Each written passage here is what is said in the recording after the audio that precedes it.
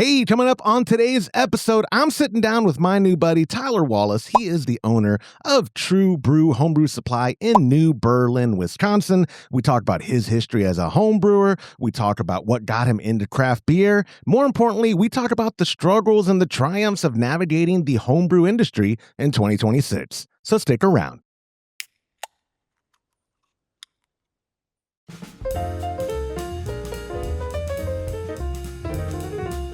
Well, hello, my friends, and welcome back to another episode of the Homebrew Happy Hour. This is the show where we supply the answers to your homebrewing questions and discuss all things related to craft beer. And if you, my friends, have a question you'd like us to discuss on a future episode, of course you could go to homebrewhappyhour.com and click on that submit a question link at the top of the page. You could email joshua@homebrewhappyhour.com, but I have enough of those. What I want you to do is call it in to 325-305-6107. Leave a message after the beep. I love hearing your voice. You'll love leaving a message. It's a win-win, symbiotic, something kumbaya. I don't know. I'm throwing words out there. I am your host, Joshua Stubing. I am so excited for this week's episode because I'm joined by my buddy, Tyler Wallace. Tyler is the owner of True Bru Homebrew Supplies, a local shop serving the New Berlin, Wisconsin area since November 2023. So pretty recently. Tyler, thank you so much for coming on the show, man. Yeah, thanks for having me, Josh. Great to be here. Dude, 2023, no lie. I'm preaching to the choir, and we'll get to this point about the state of the industry from your perspective and all that. But 2023 is a ballsy time to have been like, I'm going to start a homebrew supply shop. I love it. I think that's great. Your area, I'm happy if your area can support that. That's fantastic. Yeah, going on almost 2.5 years. So we're here. Yeah, doing it. That's right, man. I'm super happy. You had reached out to me before, and I do want to mention this, not to throw you under the bus. I think it's actually going to put you in a good light. You told me you watched the show. I apologize that you do, but you were like, hey, one of the things you do with your Patreon on the kids, if you ever want to offload that, and get some help or whatever, maybe we would work something out. And my reply was basically, I can't afford to let anybody do this. I have to keep every penny, Tyler. Don't take this from me. But no, that was so cool. Like, here's how dumb I am, dude. I didn't even think that's a great idea if I could offload the fulfillment, because you're a local shop, but y'all do ship nationally, I'm assuming, or you have the ability to. Like, you have a fully functioning website, truebru.com. It's True Bru with a BRU. And that's what I have to remember. TRUEBRU.com. But yeah, easy ones were taken. They always are, man. They always are. Yeah. Finding a clean domain name for under $20,000 is not it. So I had to, wiggle around a little bit until I could find one. So here's a funny sort of story. It's not a complete non sequitur, but it is relevant. When Todd had kegconnection.com in the early days, we're operating out of this dude's house. Like, I'm his second employee ever, and his first one's a traveling sales guy. And, it was 5 months into working for him, and he was like, oh, I should probably buy some other domains to protect myself. The plural of Keg Connection had been bought not even a week before he had wanted to get the plural of it. And I think it goes to Keg Works still, but the plural of it. And over the years, I was with the guy for almost 18 years. People would call for order support from kegconnections.com, and they thought they were ordering from us. Yeah, it's Kegworks. It still is. And for years, I'm talking about almost 2 decades. Hey, I need help on my order. And what's your order number? And it'd be 25 digits. No, that's not us, guys. Yeah, no, it was Keg Connections. No, that's not us. I'm sorry. No. The importance of a strong domain. Anyway, yeah. I know you're not a complete stranger to the show. If you don't mind, before we get into the meat and potatoes, I have a tiny bit of small talk to get through for people. Yeah, just letting them know. Guys, the Pliny kits have officially shipped out. I apologize they took so long. Maybe if I had let Tyler and his crew do them, it would have been quicker. But making a Pliny the Elder kit, dude, was rough. 8 different hop varieties and weird ounce increments. Thank God, when I talked to Vinny Chilurzo from Russian River, he had dumbed down. He had made it simplified. That's the nicer way to say it. He had simplified the grain bill at least. So like it was just one grain. It was just 2-row, 12 pounds of 2-row. So it's like, okay, I can handle that. But then I get to the hops and I was like, oh God, even though I'm unemployed, it took me forever. I was like, but those kits, my friends, have shipped out. That if you haven't gotten a tracking number from my automated system, give me a call or text it to 325-305-6107, or you can do it through Patreon. I don't recommend DMing me through Patreon because their notification system is the worst. It takes forever. Just text me. I'm addicted to my cell phone, guys. If you text me directly, I'm going to get it and reply quickly. So with that being said, that was March's kit. April's kit, I'm so excited. I haven't gotten the interview lined up. They're big timing me. Whatever, but we are doing the Boston Lager. It's a Samuel Adams Boston Lager clone. I am so excited to brew this. One, because it's a simple recipe. It's so straightforward. But also, that's like a staple of craft beer. Like when we did and on the West Coast, I know the double IPA wasn't, it was early days, but like most people, when they think of pioneering West Coast beers, they might think of Sierra Nevada, right? When they think of East Coast pioneering for craft beer, Boston beer comes to a lot of people's brains. And I really do think that the BA readjust what they consider how many barrels per year brewed to be craft based on Boston beer. That's how strong they are in the craft beer community. So go to patreon.com/homebrew happy hour. Join a recipe receiving tier. Get yourself the Boston Lager shipped out this month. Thanks to our sponsors. We're going hopsdirect.com, Cellar Science Yeast, brewersfriend.com, and Monster Brewing Hardware for supporting our efforts and everything we do on the show. And we literally could not do what we do without you, members at patreon.com/homebrew happy hour. All tiers we appreciate, even the free ones. A lot of people realized, oh, there's a free one? Yeah. Come join the community at patreon.com/homebrew happy hour. I don't have a banner for our Brew Day Live because I haven't confirmed with my pop when we're doing the Brew Day Live, but that'll be towards the end of the month. Be on the lookout for it. And guys, if I can't get an interview with anybody, I'm trying to get it with anyone from Boston Beer up there at Samuel Adams, I will just do a hand puppet and we'll get that episode done. It'll be fine. It'll be good. Okay, stop the clock. That was all the small talk. Tyler, let's talk about you, friend. You sat there patiently. I appreciate that. I got actually a couple questions for you about those kits. Oh, let's go for it.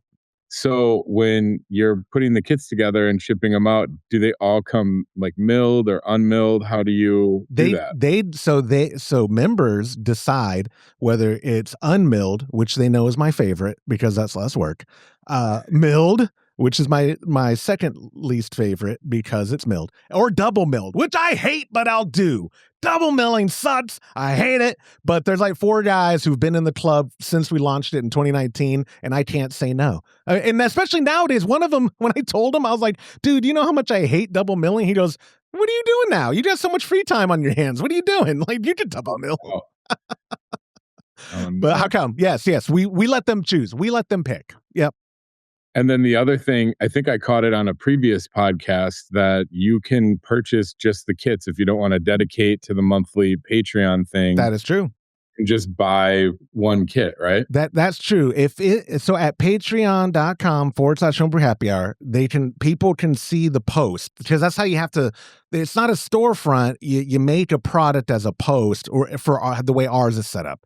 And so if like Pliny the Elder right now is still available, because I have enough ingredients to make 4 more 5-gallon recipe kits, even though it was a record month for how many we were shipping out. I ran out of boxes. I had to get more boxes. It was a mess of stuff. But if it's still available for purchase, and then that means I have the ingredients and I can ship it. But yes, because a lot of people have messaged me before, man, I really want that. Like the Shiner Bock is what made me think I should find a way to sell these, because I had like 5 or 6 people.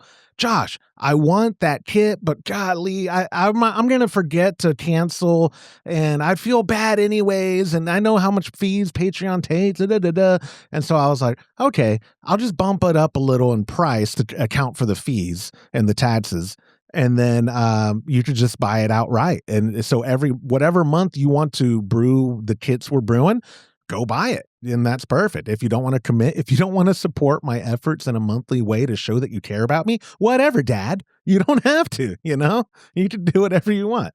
But yes, Well, that's a nice addition. I like that. yeah, it for me, it's experimenting. This year has been just a lot of let's see what works and what doesn't, and I'm very open to feedback. That's what not tooting my own horn, but I hope people, especially longtime members of the Chub Club, realize is like I'm learning every week, every month on specifically on this show, having experts on the show, whatever, but also operating this as a business and like what works and what doesn't, getting feedback. Oh, we really like when you do this, or hey, that stuff's stupid. Like even the small talk segment on here, a good chunk of people are like, don't change anything, and then another good chunk of people are like, Josh, really? You just like hearing your own voice? This is getting old. Da, da, da, da, da. So I make a happy compromise. But this episode is brought to you by Cellar Science. For years, homebrewers have been told they have to choose. Do you want the quality of liquid yeast or the convenience of dry? Well, Cellar Science flipped the script. They're proving that dry yeast isn't just a backup plan anymore, it's the upgrade. Cellar Science offers premium dry yeast that delivers higher cell counts than typical liquid pitches, meaning you get a stronger, healthier fermentation without the hassle. And the best part? You can direct pitch right into your wort, no starters, no waiting, just brewing. Whether you need their new West Coast strain for a classic American IPA or jungle for a massive fruity estery flavor, they've got your next batch covered. It's quality yeast that doesn't break the bank. Save time, save money, and brew better beer with Cellar Science. I'm preaching to the choir probably because you, being a business owner in any industry, right, requires that sort of flexibility and willingness to pivot and adapt and whatever. Before we talk about your business outright, let's talk about you, the home brewer, Tyler Wallace. How did you even get into brewing, much less get bit by the bug enough to be like, I want to open a supply shop? Like, what is the origin story for Tyler Wallace, home brewer? Yeah, so I got into homebrewing based on a specific beer style, hazy New England IPAs. And I've never really liked hoppy, bitter beers before. And a long time ago, it was a big thing to like source beers and do some trading and stuff like that, sit in lines, get ticketed event beers. And everybody was always trying to trade me for these IPAs. And I was like, I don't like IPAs. And one day, somebody convinced me to take one of these IPAs. I opened it up and I was like, this isn't a bitter bomb that I was expecting. It was fruity and it was really cool. Right. And so come to find out, it was like an East Coast can when that was like in full swing, but it hadn't made it to like the Midwest yet. Right.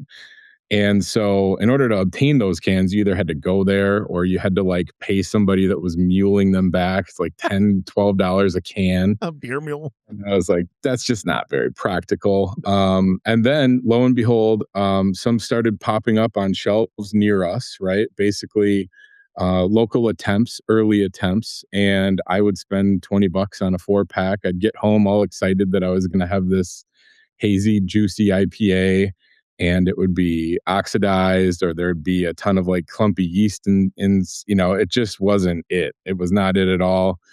I would offload the other 3 cans usually into the recycling and move on to the next, failed $20 4-pack attempt until I was like, I gotta just be able to make this on my own. What does it really take? So I, hopped onto YouTube University, came across a bunch of like brewing videos, and I was just like, I can do this. I mean, I'm putting grains in a cooler with some hot water, and I could probably figure this out. So I went all in, feet first. My first batch of beer was all grain on like a 3-vessel pot and cooler system. Whoa. I basically just walked into the homebrew store and was just like, I'm skipping right to I know I'm going to end up there anyway, so I might as well just start right there. Right.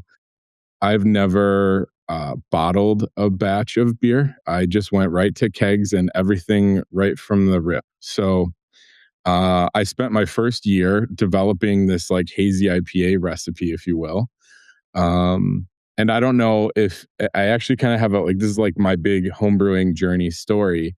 that or a version of that homebrew is actually now owned by a local brewery, and it's sold and still one of their most popular beers to date. So, no way. yeah. So, like, one of the last, let's just say, like, towards the end of all of those batches over the course of a year, I was handing out growlers nonstop to like buddies and stuff. And I'm like, here you go, here you go.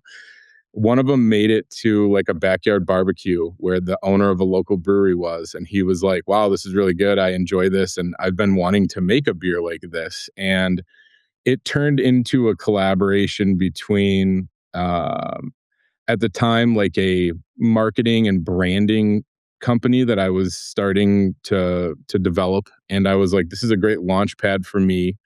You want to brew a beer like this, let's see what we can do together, right? And so we did three different versions of that same beer. Basically the base stays the same, and we would rotate different hops into different recipes. We did the three different releases, and then at the end, he was like, listen, this beer is like performing very well and we would like to keep it. And so he actually bought the brand, and now he still makes it to this day. So it's pretty cool. Wait, and what year was this that you started?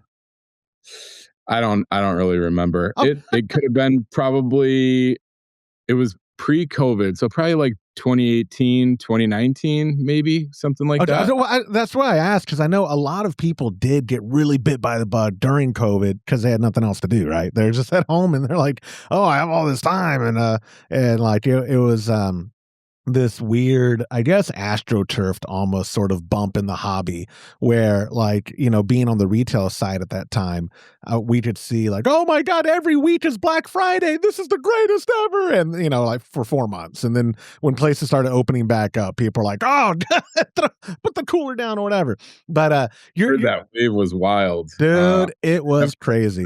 Part of it at the time. I mean, obviously, I was engaging with the hobby, but I wasn't on the retail side. So it was good, brother. We were all wearing big jewelry, tons of rings. You should have seen it, just iced out.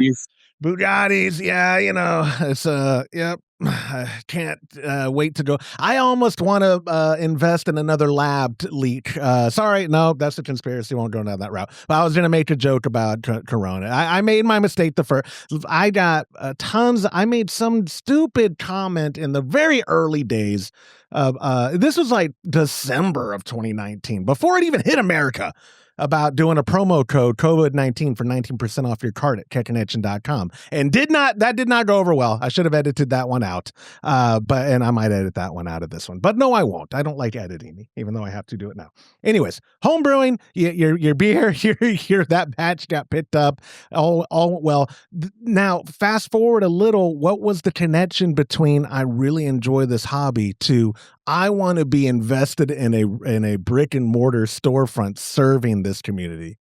Yeah. So, well, a couple years before that, or before I opened up, I kind of wanted to.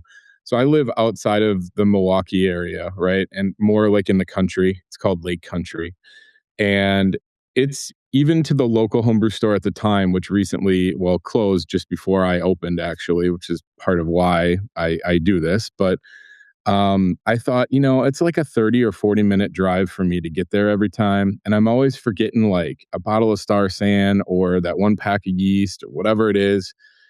And I got to double back. It turns into a couple hours round trip. It wasn't the end of the world, but I thought maybe I should open one up out here. There's got to be more places. And then I did a little market analysis, and I was like, nah, I don't think there's enough room for multiple homebrew stores. The homebrew store that closed in our area in late 2023 was Northern Brewer. So they had a brick and mortar location in Milwaukee as well as Minnesota somewhere, yeah. Right? Yeah. And they were making the decision to just close their brick and mortar stores and go online only. And that rendered my entire metropolitan area without a single homebrew store for about an hour in any direction. And I was like, wow, now my 30 or 40-minute drive is over an hour. I went and explored one of those stores, which is actually in Illinois, one state over. And it was great. The owner was super cool. It was laid out a little differently. And I just couldn't really picture myself going there every time I wanted to brew a batch of beer. So I thought to myself, with this prominent retailer closing and not having another place, maybe somebody else will do it, you know? And then I thought, well, what if somebody else does it, but they don't do it how you would want it to be done, right? And so then I just thought, you know what? Maybe I should just open a homebrew store. You know, before this conversation, I kind of told you I don't necessarily have the most experience, right? I don't know all the stuff about all the grains. I don't know the subtle nuances from this strain to that strain of yeast. A lot of the hops are descendants of each other, but I'm not like a walking dictionary of homebrewing everything, right? Right. I do operate in the retail space in other businesses where I buy products to sell products, and that's pretty much what I do. And I also just enjoy starting businesses. So, like in the last decade, I've opened several businesses, sold some, still operate others. And it's just that's a fun part of it for me. So, when they closed, which was the end of August in 2023, I thought it's either go time or no time, right? Yeah. And I got to turn this around pretty quickly. And so I went out hunting for commercial space that I could rent and open a homebrew store. And I was coming up dry, like I was about to tap out, right? Because what I was looking for was like a retail space that also had warehouse, right? Hmm. I wanted somewhere that people could walk in and walk through a storefront and get all of the stuff that they want. But I knew that all of the home brewing ingredients typically come in bulk. They're kind of ugly, big sacks of grain laying around. And I really wanted to have a warehouse space that I could receive the deliveries and store most of the stuff before we break it down for individual resale. And I was just coming up blank. And so I spent all of um what is that? September. I spent all of September looking for a good spot, and they all wanted extreme long term commitments or they wanted extremely large rents, right? I think this is that time where mortgage rates were swinging, and in the commercial space, something that would normally be maybe $1,500 or $2,000 per month to rent, they wanted $4,000 to $5,000 a month, and they wanted, Ooh. 10-year terms Yeah. and stuff. I was like, this is a really shaky industry, right? And I wasn't 100% confident in general. I was willing to give it, an honest effort, but I wasn't sure on the longevity side of things. So I wasn't ready to commit to any of that. And at the end of October or September, I was actually about to tap out. I had exhausted my resources and I was like, I think I'm just going to give up on this idea and let the ship sail. We'll move along. Well, I own and at the time operated a different store right next to where the existing homebrew store was. And it turns out that neighbor of mine, it was like a Pilates type classroom. Yeah. It was like called Bar. Do you remember Bar? I don't by name. It's a It's a chain? mix of Pilates, yoga, and ballet. And so it was like it's basically boutique fitness, like a current day jazzercise type of thing. And If you would have said jazzercise, see, yeah, I'm over 40, my friend. I know jazzercise. Everybody knows yeah. So I jazz. mean, it's like jazzercise but current, right? Yeah. And they never recovered after COVID. Like Yeah. boutique fitness never came back. The economy, whatever. And so, as all of my resources were exhausted, I asked my landlord one last time if he knew of anybody. And he was like, you know what? Your neighbor, their lease is coming due at the end of the year, and they haven't really approached me. I should probably ask them if they want to renew their lease. Come to find out, they were done with business as of September. At the end of September, they were done. And October 1st, they were just going to have to pay for the remaining couple months in their lease. And I said, now, mind you, this is a really small space. This is 1,400 square feet. Oh It man. used to be a pizza parlor. So it's laid out with like the front has like an awkward like ordering area. Yeah. And then, it used to Yeah. be a pizza parlor, basically. And they built in the back. That's where their like ballerina room was or whatever. And I said, man, this is less than ideal because there's no warehouse, right? It's really small square footage wise. But it was going to be cheap, and because I had this history with renting from this landlord, he was willing to do it with really low commitment terms, right? And I was just like, I guess this is a great way to like kind of try it out and see what happened. And so I approached them and I just said, "Hey, if you guys are out and you can get your stuff out of here, I'll take over the rest of your lease and then I'll move along from there." And they said, "Our stuff will be out by tomorrow." And October 1st, they handed me their keys That's to the awesome. store. Yeah. And I wrote a check for rent to the landlord. And all I knew was I just wrote a check for rent and I have this set of keys.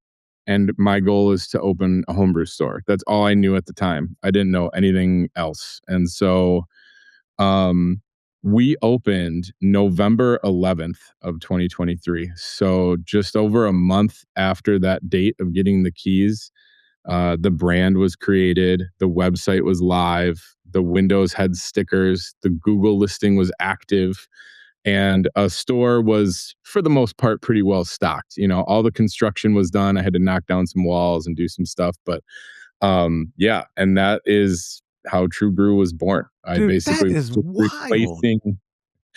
replacing an absence that got started, and then I've Yeah. spent the last 2 years basically learning. This episode is brought to you by brewersfriend.com. Brewing beer at home isn't just about ingredients, it is about precision, and that's where brewersfriend.com comes in. Whether you're dialing in your first recipe or perfecting your 100th, Brewer's Friend gives you the tools to brew with confidence. Their recipe builder, mash calculators, and water profile database helps take the guesswork out of the process so you can focus on what matters: making great beer. Brewer's Friend isn't just software, it's a community of passionate homebrewers sharing recipes, tips, and feedback. It's like having a homebrew club right in your pocket. Head over to brewersfriend.com today and take your homebrewing to the next level. Use promo code Happy Hour and get 25% off your premium membership. That's brewersfriend.com, because brewing better starts with better tools. Would you say, so obviously without having to commentate on the rise and fall of Northern, because those of us who've been homebrewers for a while have a lot of opinions, leave it at the comments below if you're watching at youtube.com/homebrew happy hour. But besides commenting on that, it is that, like, I would assume their closing was less indicative of the community of the area as much as it was some VC person, some venture capitalist investor deciding something, some group. How is y'all's community up in your area of Wisconsin? Like, I mean, because right now, if like local homebrew supply shops shut down, people are either, like you said, having to commute hours to support another mom and pop, or they're just going online because that's the Amazon model, right? And the Amazon's not a good place to be buying ingredients from. But I just mean they have to go to whether it's Northern or More Beer or CAD Connection or whatever, they're having to go online.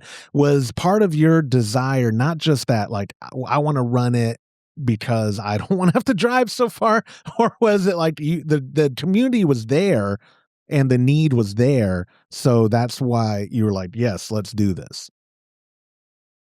Yeah. Oh man, I don't Is that really know. loaded? Is that loaded? Okay. Yeah, well, let me just back up and say something about, like, I have you're right. That decision at Northern was probably at some executive level table, but I can't blame them for making that decision. In fact, one of the main places that I looked at renting was the space that they were in. I was like, this would be the path of least resistance for me. I know for a fact, they've been here for 14 years. Everybody's going to continue coming to this same parking lot, right? I could just be like, well, it's not Northern anymore, and just take right over. I'm sure it would be fine. Well, I got to find out what the rent was at that place and know how much square footage they actually had. And I mean, Josh, they were hemorrhaging money to keep that place open, and probably for years. So, like, if anything, they kept it much, much longer than any reasonable business would have because of how much the overhead was there. I can't blame them for doing that. Now, I do think that there could have been a different way, which my approach was, if I keep it small, if I keep it cheap, and I keep it lean, we can probably keep it viable, right? And that was kind of the goal.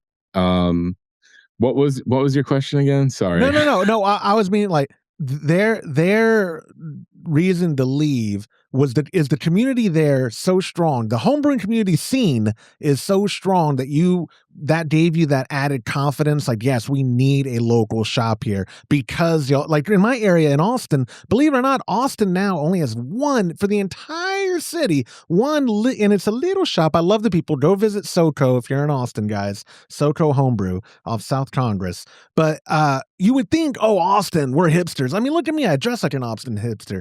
We're, like, home brewing would be a thing. This city of 1 million people in the greater area can barely support this one little shop. So I was just asking, like, is the New Berlin area, the greater area you serve, have a strong homebrew community that gave you the confidence to be like, yes, we need a shop, not just I want a shop, we need a shop. I was kind of gambling, right? So I didn't have eyes on how many people there really were. I knew that every time I went into Northern Brewer to shop as a customer, I always felt like there was 2 or 3 people in there, or like even if I was a solo customer in there, by the time I was done getting my ingredients and leaving, there was 1 or 2 more people in there. So I felt confident that there was enough general business, but I didn't have any solid numbers to go off of. And then additionally, so New Berlin is just a suburb of Milwaukee, which is obviously Brew City, USA, Yeah. right? Yep. So my thought process was, now you don't have a single homebrew supply store for over an hour in any direction in Brew City, USA. And I think of all places to try to attempt to open up a homebrew supply store would be one of the biggest brewing cities in the country, right? So there's a long history of brewing here. A lot of people are involved with it. There's a ton of breweries. There's a ton of engagement with home brewing. There's some very active local clubs, right? And yeah, so I did take a little bit of a gamble. I didn't have anything solid in front of me. I just knew what I saw when I went into that other store. And I was just kind of hoping that it would be enough to kind of get going. So Yeah, and like you said, it is Brew City. That is just what's wild to me. Like, man, every time I keep asking a question or whatever, I'm like, oh no, don't segue yet, Josh, into state of the industry. Don't do that. You have other stuff to talk about. No. I will say one other thing. So that it's kind of interesting, and maybe it fits here, maybe it doesn't. But at that time of taking the gamble, and in that 1 month period of, okay, I have to do like construction for a week. I have to get all my like refrigerators and freezers and shelving and stuff for another week, right? And then week number 3, I have to get all the product from suppliers. And then week number 4, hopefully we can get it all entered into a computer system and do like a soft open, right? Now, and I had all of October, and I had a little bit of time before that I was kind of planning. So I had already started like, a little bit before October. It wasn't exactly a month that I started this, but with the opening of these wholesale accounts at the suppliers, right? One thing that I came to find out is that there's very few wholesalers in this industry. Yeah. And again, I don't know if it really fits in here or not, but when I was opening these accounts, we can get into that a little deeper if you want. But Yeah. what I was trying to get at is I was opening up these accounts and I say, hey, I'm opening a homebrew store in 2023. And I would like to open a wholesale account with you guys and start ordering products. And they were all baffled. They were like, what? They were like, dude, we don't open accounts here. We close accounts. Like they were like, we have to retrain on how to even open a new account. This is kind of weird for us. So I was like, wow, that's kind of sketchy. But I told them, I said, hey, if anyone's got a chance at this, it's Brew City, USA, without another local homebrew store for about an hour. I think if anyone's got maybe a fair chance at this, it could possibly be us. So no, that fits perfect. And I was just saying, I didn't want to, we just met, so I didn't want to rib you too hard, but I was gonna be like, did you not want to also open a newspaper? Like, what other ideas did we have to open? Like, Yeah, a couple magazines. couple Yeah, sure. magazine, but companies, print media, and actually, funny enough, in my area, print media is coming back. It's like with music, like all of a sudden, vinyl is coming back. Where I'm like, oh, so like I used to joke about opening a record shop as being a bad business choice. I'm Tyler. If you ever want to sit down, I'm not an entrepreneur, but I play one on TV. I could do a podcast called "Bad Business Ideas" with Josh. Like I have so many that I say it out loud to my wife, and then she's like, "Oh, haha, that was funny," and then I'm like, "Oh, she thinks I was joking." Yeah, ha ha, yeah, I was just joking. But that is funny about the shops being like, "Wait, is it April 1st? Wait, come on, you want to open a store? What do you know? What? Yeah, that's crazy. I mean, crazy in a just surprised way because and I'll shift us to like what your perspective is on the state of the industry specifically as a mom and pop shop, because from the suppliers obviously their perspective is surviving, right? It's just survival. They probably a lot of them, especially on the maltsters, the grain providers, those suppliers are surviving in craft beer industry and some other fermented, beverage industries, sectors of the industry. But like any supplier, like Fox Equipment does a lot of commercial stuff too, but they used to have just a ton of business from homebrew supply shops. And I happen to know some people there, still have contacts there, and that's just, dried up is what I hear from all of them saying, man, it's just drying up. Everyone's just surviving. You, 2.5 years in, what's your perspective on your local homebrew community? And then as an online retailer, like what's the biggest struggle you have as a mom and pop in this space? Well, I would say one of the most interesting things, and this is going back to that there's so few suppliers, right? Yeah. Now, a lot of those suppliers are really heavily focused on supplying ingredients to breweries, right? So their main thing that they're selling is bulk items, corn sugar by the sack, grains by the sack, 500-gram bricks of yeast, and their main business is just direct to breweries to use to make product. There's very very few that are more focused on home brewing. And when it comes to the online retail thing, when we first opened, I just said, I don't even want a website. I just want a landing page that says, we're here. These are our hours.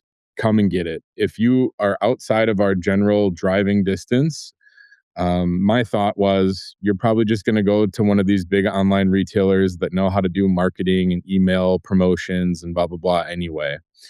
And we pretty much kept it like that for pretty much part of year one. And then I thought to myself, you know what? The point of sale system that we use is Shopify, right? And so they're all about online retail. And I was like, this can integrate really easily. We already have all of the products in here. All I can do is click a couple buttons.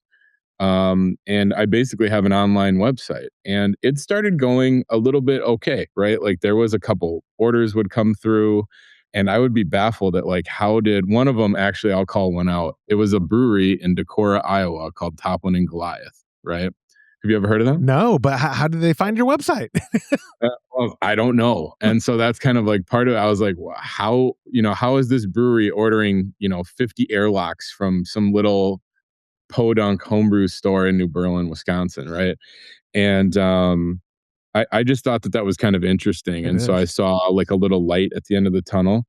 And then I had some bad experiences where people had changed their mind. I had to eat the shipping on a bunch of stuff. Something happened, and kind of like the ugly side of e-commerce, right? Oh It yeah. kind of bit me.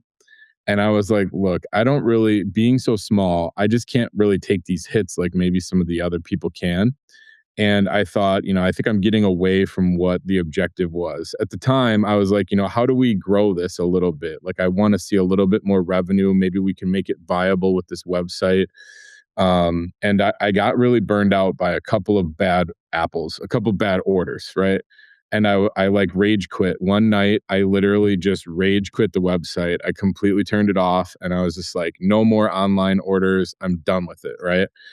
It's the juice is not worth the squeeze. By the time I pay for shipping and I do all this, I Yeah. barely make any money on it. And we're shipping, viable products, liquid yeast. We're shipping stuff that could be expensive that now people want to return or they want a partial refund, whatever. I rage quit the website one night and I kept it like that for like, I don't know, probably 6 months. Whoa. Okay. You really were committed. Yeah, and I was like, "I'm done with it." And then, one day, I think I woke up and I realized that, like, I'm really only hurting myself, letting a couple bad apples ruin it, right? And so I turned it back on basically in the beginning of 2026. I said, "You know what? 2026 is a new year, and I want to re-explore this online retail business." And um, I started realizing that some of the main suppliers are basically also our main competitors online, right? Yep. So you can't really compete with your supplier. But where I've become okay with it is some of those online suppliers, they might run out of a specific item that is in demand or somebody just wants it. And when you end up at a large retail website like More Beer and you type in the product that you're looking for and it says they're out of stock, well, that customer still wants it, right? So they're going to Google it. And we've done a pretty good job at making things show up on Google somehow by just planting stuff in descriptions Yep. and doing stuff. And so we'll get these random orders, and 9 times out of 10, I can just take that item. I can search for it on More Beer and I can see that they're out of stock. And that's probably how the person landed on my website. And now, a long time ago, or about a year ago, I felt a certain way about that. I felt like I don't like being second choice. I don't like this feeling of like you're only good enough when the big guy is out of stock. But then I was like, you know what? Just take it, right? Yeah. Like Seriously, dude. you have these items that somebody wants. You're selling them for a reasonable price, and you have the time and the ability to ship them out to that person in a timely fashion. Maybe they'll remember that and come to you the first time next time. So Absolutely. I had to kind of like adjust my mindset going into this. And so 2026 and kind of the focus on, something that we were talking about previous to this is that I'm giving online retail a fair shot in 2026 to try to help grow the business and keep it viable long term, right? Part of that whole goal was keep it small, keep it lean, and keep it viable. And we're really reaching for anything possible. Like I originally reached out with, "Hey, do you want me to package this stuff up and ship it out for you?" Yeah. Because I'm thinking, how else can this business generate some income without relying on everybody and, I mean, the demographic of a home brewer, Yeah. 30 to 50-year-old white male in general. They typically got kids, they're in school, they got practice after school. They don't always have time for brewing beer, No, they don't. right? Yeah. Absolutely. And, when you have a physical retail store and you got somebody who only has time to brew maybe a couple times a year, you need a ton of people Yeah. engaging with that hobby in order to keep it viable at the storefront level. So that's where I just came to terms with like, we got to focus on some online retail stuff and give this website a fair shot. And it's going pretty good. Like today, you know, we got a couple orders in, and so for me, that's cool, but I got to go to work after this and ship out these orders. Hey, what a good problem to have. Yeah. Cool. No, it's I'm pulling cool. up your website right now too, because I did notice it was on Spotify, which I think is great. Like when we Shopify. I mean, yeah, I said Spotify. That's music. We're not shipping You don't music. want to No. get on Spotify? Oh, bro, you're missing out in 2026. You should be shipping through Spotify. Shopify. We used a different platform, but I like these turnkey kind of things. It really helps because you're a small operation. I don't know how many employees you have. I'm assuming it's lean because I've heard that word a bunch. And when you're saying lean, you're not talking about us, brother. So I know you're talking like the operations is lean. Is it just you and a buddy? Or is it just you? I like if it's just So you. yeah, it started basically me and a buddy, right? And at the time, he had actually worked at Northern Brewer, very part time for a while, and so he kind of knew some things coming from that retailer, and so he really helped me get everything off of the ground, and it was basically like a full time job for him year one, and then I had to take a step back and look at everything and realized, I don't think this is going to be even capable of keeping one person employed. Yeah. Because that year one, although it was okay, it was like there was nothing left over. There was no one home, and I was like, I really think in order for this to be viable, it has to be an owner operated Yeah. type of scenario. And so he's my buddy Ryan, he's still around, but he went and found full time employment elsewhere. And now it is really just me. And then he helps out on Saturdays. Weekends, we have really, really short window hours. And so if I have time and we don't have like a ton of family stuff going on, I'll buzz in there. And then there'll be that one day of the week where we have a couple people there and we can maybe tackle like a project, something that needs to move or lifting and moving some shelving.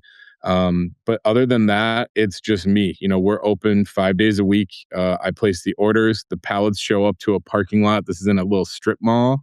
So, like, I get a pallet of grains delivered to, again, less than ideal retail location, right? But I got a pallet through 3,500 pounds filled with grains and heavy sacks that I have to unload on my shoulder and get it into the store and rotated Oh, from. oh, dude, the work, and also you're paying for liftgate too. Oh, Yeah. oh. And so Hey, I want to interrupt you just real quick. Today's show is brought to you by Hopsterette.com. Grown in the esteemed Yakima Valley on the Pewterball family farm, Hopsterette.com offers the widest variety of hops available online at incredibly competitive pricing. It's simple. They grow hops, they sell hops, and they ship hops straight from their family-owned farm to your doorstep. Producing the highest quality hops is Hopsterette.com's passion, and they're proud to be an independent grower in the craft beer industry. Go to Hopsterette.com right now and get what you need to make your brew day better. That's Hopsterette.com. Yeah. Not just on that side of the industry, the logistics and the cost, but then on the fulfillment side too of the online one, people, what I curse Amazon the most for, and I could probably have a top 10 of things I don't like about them. This isn't necessarily number one, but one thing I really despise is the consumer expectation of free shipping and fast, because they have no idea. I have no idea how Amazon makes money, to be fair. I mean, I'm sure it's through volume and money's make believe, I guess. I don't know. But a mom and pop can't operate in the make believe. And shipping, dude, as just a mom and pop person, a shop is so stupid expensive. And like you said, I made the comment about the liftgate just because I'm starting to receive bulk grain now that with the dissolution of Keg Connection LLC, and I'm now doing all the shipping for the stuff. I'm getting stuff to my home, and I'm having to temperature control my shed, all those other logistics. But just they're like, oh yeah, we gotta ship you a pallet because whether you have 5 sacks of grain on that pallet or fill it up to the 50 or whatever makes a full pallet, it's going to cost almost the exact same for shipping because of all these fees. Oh, okay. Oh, and you're residential? God, that's going to add some money. Oh, and you don't have a dock, a lift gate? Oh, I'm, doing the math like, son of a gun. Like, they just get you everywhere. And so, yeah, and then and you find out what the landed cost of that sack of grain really is, it starts getting a little intimidating. It's very, absolutely, dude, where it's like, oh, okay, never mind. I don't want to, this isn't fun anymore. I want to, but no, sorry. Let me take this out of the doom and gloom real quick. No, we're good. Very good. Complimenting your website was what I was doing. And I understand, like, these turnkey things make it easy for a one-man operation or a very small operation to have an aesthetically pleasing front end, but not have to be some developer. Like, at least we have that going for us in 2026, where it is still the best time ever to be a home brewer. We have tons of choices in regards to brands for grain or solutions for draft or whatever. But on the retail side too, like, your website's beautiful. I do see I'll offer free shipping for over $75. I'm assuming that is also to combat, just trying to be competitive, because people probably call you, why am I going to spend $14 to ship some gaskets to me? Yeah, I think the free shipping thing. Oh man. So I have a buddy out of Arizona who helps me with some of the website stuff from time to time, right? It's really not my thing, and he knows a little bit more about making sure everything's kind of dialed in and the SEO side of stuff. So We'll have him pop in there from time to time and kind of update products and make sure that, whatever. And it's kind of a work in progress, right? It doesn't have like the mega menus like some of the other ones do or whatever. If you know what you're looking for and you hit it on the search, like you'll find it, Yeah. but it's not as easy to navigate as some of the big, really nice ones. But either way, the free shipping thing, it's like somebody started it and it's like everyone just has to like fall in line. I had it at like, what does it say? Is it over $100? It's free. 75 right now. Do you want me to bleep that out? It's No, free no, shipping no. over insert It number. might change to 100. It might just go to not free at some point. But I Oh yeah. feel like it's what it is currently, in all transparency, is a way to try to just gain. I'd rather lose a little bit of money on some shipping right now to gain a little bit of confidence, and people, Yep. if they place an order today and they get tracking later today, and I follow through with the whole Amazon thing, and they're like, oh wow, I went to this website, it looks like legit, and they actually shipped this order like same or next day, and it showed up pretty quickly, and the shipping wasn't crazy, or it was free because I bought a couple extra items. I mean, it's just me trying, right? Like, the free shipping is nonsense, but you'll also notice I don't have sacks of grain on there at all. We hide Right. those Good for because you. I'm not going to ship a sack of grain. In fact, we carry a grain that's kind of unique to our area. We have a supplier in central Wisconsin that carries a brand called Prairie Malt. And from the best of my knowledge, we're the only homebrew store that carries Prairie between where we're at in the Midwest and like Washington State. Oh wow. Uh, they mainly do business with breweries, right? That's their main business. I'm the only homebrew store that they work with, and a guy was visiting last year from Iowa, and he bought a sack of this German grown, German malted Pilsner from one of the Prairie brands that we carry. And he went back to Iowa and proceeded to brew several beers and win a bunch of gold medals, right? And he called me the other day and he goes, dude, I need more of that grain, but I'm in Iowa. I need you to ship me a sack. And I was like, dude, it's going to cost just as much as the sack Yep. to ship it to Yep. you. Yep. And so we got a little creative, right? I was able to ship it in 2 packages and keep the shipping, in my opinion, reasonable. Yeah. I charged him $40. I think I paid like $45 to ship it to him. But I also said, the grain is only part of it. It's the process that you went through, Yeah. and, your thing. That's what won the gold medal.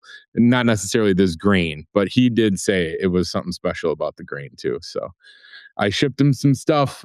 We can make it happen, but we try to avoid shipping sacks of grain. That's just silly. Oh, it's so silly. I will say too, one thing that I think, just getting to talk to you today, and I think what people would appreciate when people would call Tech Connection, or when we ran Homebrew Supply, when we had an actual proper homebrew supply shop online, of course, people would call and it would be Todd or James or me answering the phone. And especially through the podcast, they're like, oh my God, Josh, you really do answer the phones. I was like, yeah, I really don't want to. How can I help you? But well, like, I bet people though, like you said, getting a warm lead, their foot in that door to where they can experience your customer service, your support, then you have the ability to create a customer for life, right? Where like, oh man, Tyler, he took care of me. God, he only charged me $40 for, and now granted, I might edit that out because guys, he's not doing that for anybody else ever again. Don't ask him to ship you a sack of grain.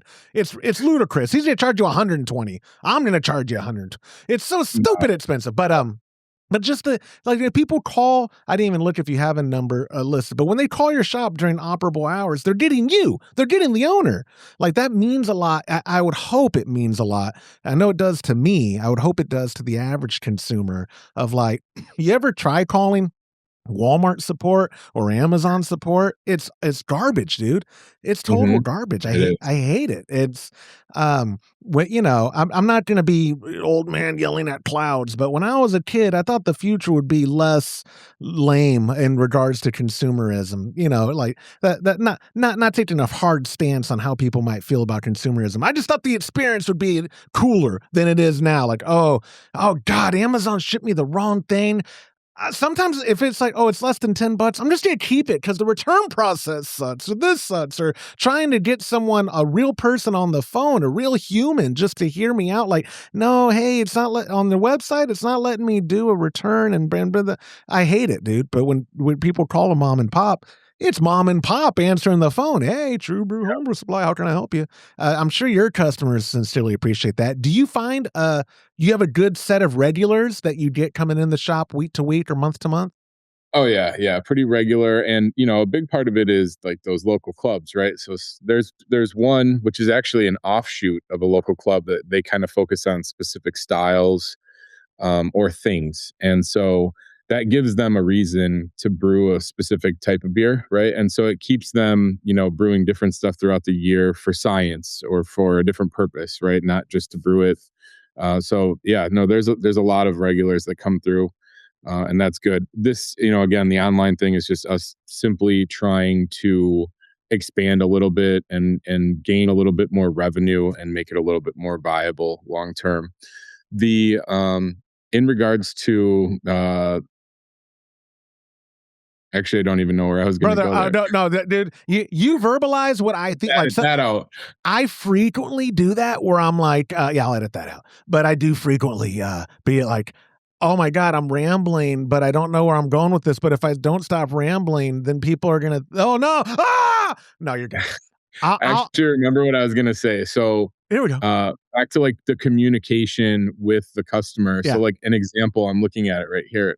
Some guy ordered some stuff from our website today, and the way that we have it laid out, you can order any grain either in the ounce or in the 1 pound variety. And then all we ask is that you let us know in the notes when you check out how you want it. So if I see an order come through and it's obviously like it's like 8 pounds of 2 row and it's like half a pound of caramel 60, and I could tell that it's basically for 1 5-gallon batch of beer. Right. And we ask that you put in the notes how you want it, right? Do you want it packaged all together? Do you want it packaged separately?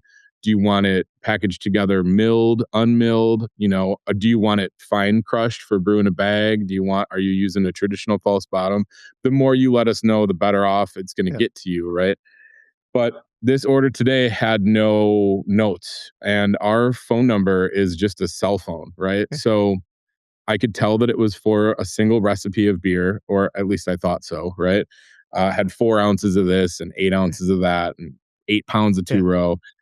And so I just, you call people, they don't answer the phone nowadays. Nope. Most people don't answer the phone, but because it's just a cell phone, right? I can just text the customer, hey, this is Tyler from True Bru. Got your order. I'm going to ship it out today. I just want to know how you want these grains. Do you want them packaged separately or do you want them packaged together? And then they're like, whoa, I just got a text message from this website and it's very personable. And the guy just wants to know how I want my stuff and he's going to ship it to me today. All of the answers that they had, oh, this is a random homebrew store in New Berlin, Wisconsin. Do I trust the fact that they're going to do it? They're going to do it right and they're going to ship it to me.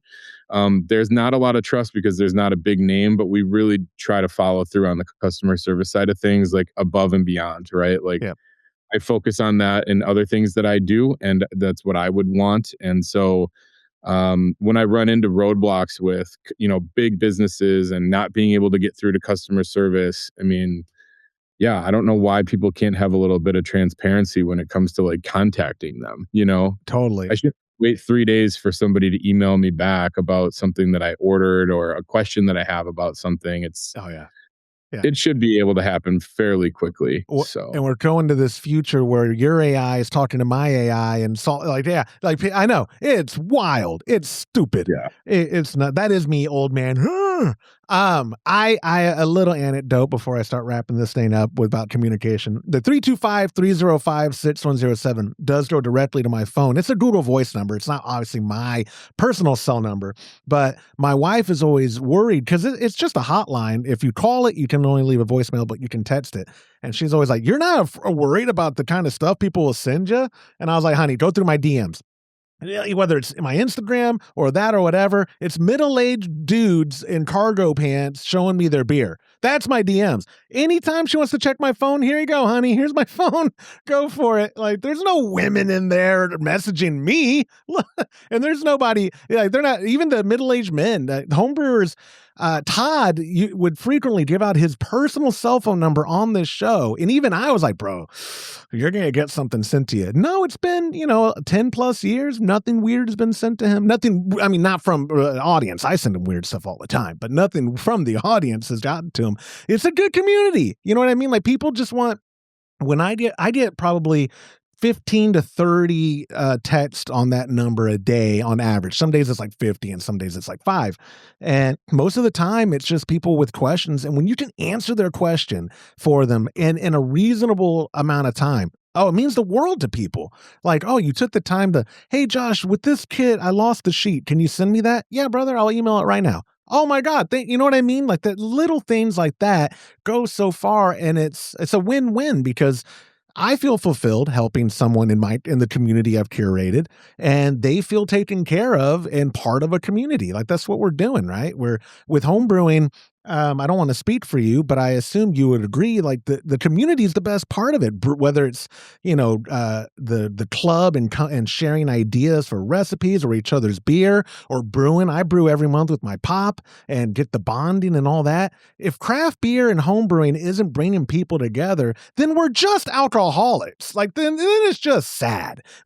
Like, the community is the best part, right? Yeah, no, it totally is. And the ability for people to communicate. Now, when you were talking there, I was thinking about a scenario. We've gone as far as FaceTiming people, because we got a lot of people that come in and they have a kegerator, right? They're not homebrewers at all. They have a kegerator. They want to replace the lines, or they just fire the thing up for October Halloween parties, or Super Bowl, whatever it is. And so they're putting the thing together, they're out of gas, or something's leaking, they're not really sure what's going on, and they're like, "We don't deal with draft systems, what do we gotta do here?" And it's like, it gets to a certain point where you're texting photos back and forth, you're trying to be helpful with the phone call. I've gone as far as just straight FaceTiming them and been like, "Turn your camera around, let me see what you're working with." That's brilliant. And then, we find the issue right then and there. That's brilliant. That's brilliant. Now, again, that's not something you want to be doing all day, every day, because you're operating the store. But that's cool. That's so brilliant. Like, yeah, hey, what would make this easier? Turn your camera on. Give me a video call. Just show me the problem. It would make it easier for everybody. That way I'm not getting frustrated. Like, that's not the picture I wanted you to send me. And you could say, like, he's not helping me. He doesn't know. Yeah. That's brilliant. So I'm gonna wrap it up. I respect your time. I appreciate your time, first off, and you even doing the show. I love, Yeah.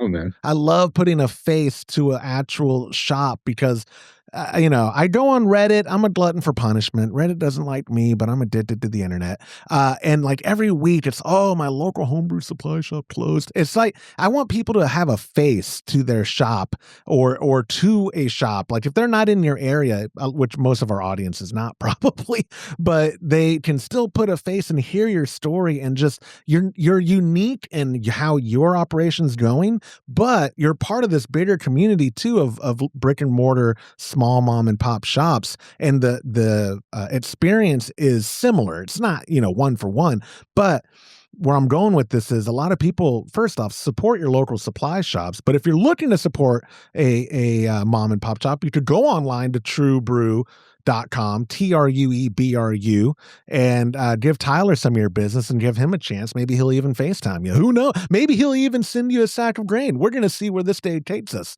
But like, what are your best ways for people to learn more about you outside the website? I don't know if you're active on social or any of that, being a one-man operation.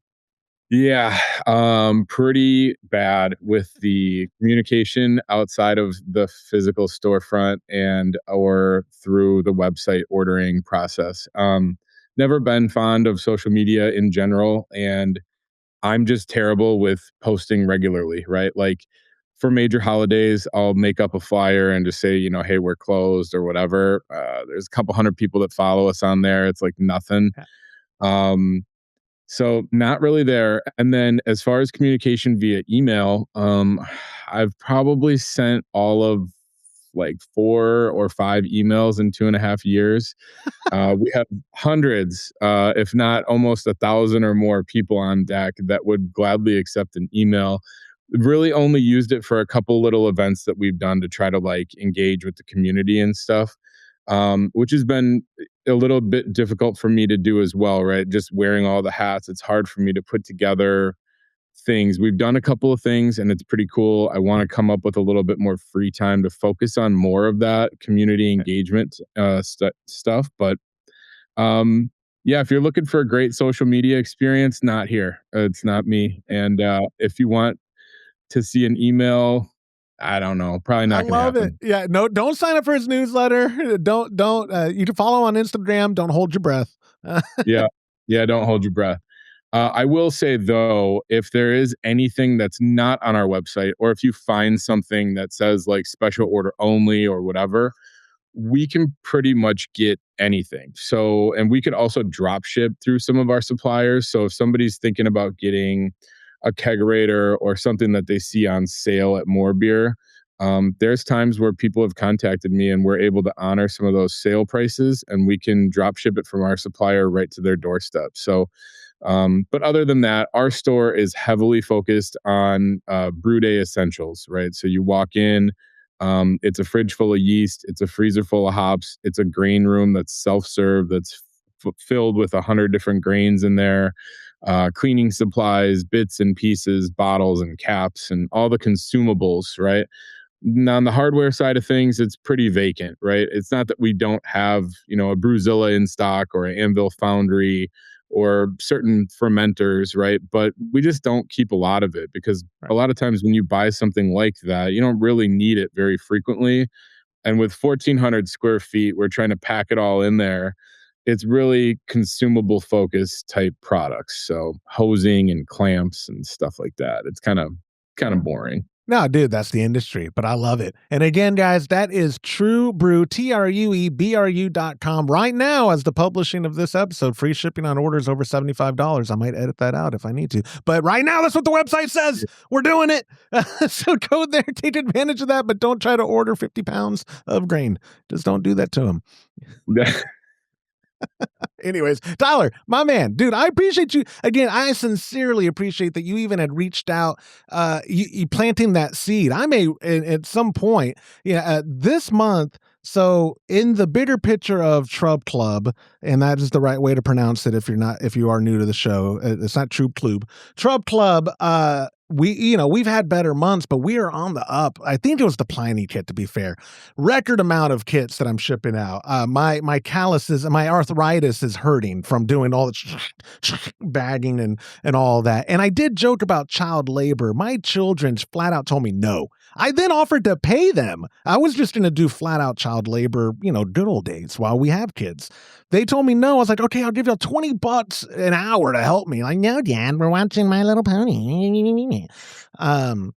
It was terrible, but I may circle back around to you. I'll definitely keep in touch, but I appreciate that you reached out. I just thought of something, right? I'm just spitballing here. But like if there is a specific one that you do at a certain time of year, that you do these things. Okay, we're doing Pliny right now. Oh yeah. Next is going to be this, and people can order it, or they're members and they're just going to get it on rotation. If somebody wanted that kit outside of when you're doing it, maybe we could think about putting some collab kits up on the website. That's a great idea. I love that. Yeah, and I can actually after this, I'll email you the spreadsheet because I do have the whole year planned out. I don't as of today, right now, I don't have much more than a few months firm, but I know what the rest are going to be, just not which months we'll do it. But no, dude, I would love that. Yeah, we carry Cellar Science yeast, right? Yeah, I saw that on your website. Yeah, yep. We do carry different brands of malts and stuff, so we would have to, the one that came through us would be a little bit slightly different. It's going to be a different brand of Pilsner or 2-row or whatever, but. The idea is there. Yes. And realistically, I'm just looking at like, how do we explore different like revenue sources, right? In this industry, where it's like kind of survival and you're trying to find ways like have like a year into this, I almost bought a tap line cleaning business as like an accompanying business to the homebrew store. And I thought, well, I'll just go out in the morning and I'll clean tap lines. this guy was retiring and selling the business. And then I'll come to the store and we'll do the homebrew ingredients for the rest of the day. That didn't work out, and I'm kind of glad it didn't, because it would have been a lot. And the tap line cleaning business is not very glorious. That's no, I was going to say, let me save you from that, man. Don't get me wrong. I've done it, and know people who do it, who are salt of the earth. I love them. I'm not crapping on them, but sometimes the beer lines do crap on them. No. I had a buddy who runs a draft thing here in the Austin area, and he was like, "Man, if you need a job, I'll put you on the crew." And I was like, "Brother, if I come to you for that job, you know, like, because he knows me, I'm lazy, and I don't want to." Yeah, like Anyways, Tyler, my man, I appreciate your time in doing this, and I'll keep in touch and find some ways we can collaborate. Yeah, whatever you need, man. It was a pleasure being on the podcast. Super cool. Awesome. Thank you, sir.